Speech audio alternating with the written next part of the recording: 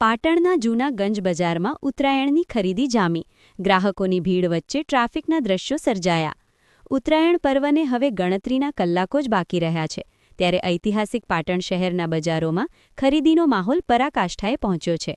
ખાસ કરીને શહેરના હૃદય સમાન જૂના ગંજ બજારમાં પતંગદોરીની ખરીદી માટે જનમેદની ઉમટી પડતા વેપારમાં તેજી જોવા મળી રહી છે, પરંતુ સાથે જ ટ્રાફિકની ગંભીર સમસ્યાએ લોકોની મુશ્કેલીમાં વધારો કર્યો છે.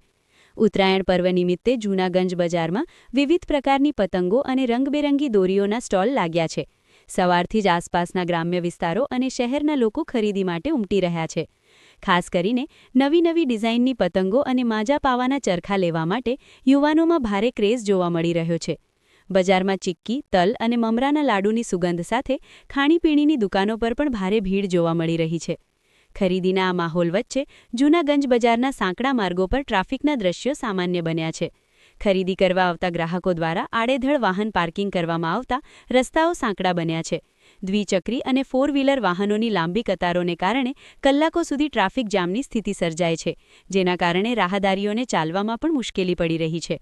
તહેવારના આ દિવસોમાં બજારમાં ટ્રાફિકનું યોગ્ય સંચાલન થાય અને લોકો શાંતિપૂર્ણ રીતે ખરીદી કરી શકે તે માટે પોલીસ તંત્ર દ્વારા પૂરતો બંદોબસ્ત ફાળવવામાં આવે તેવી માંગ વેપારીઓ અને ગ્રાહકો દ્વારા કરવામાં આવી રહી છે.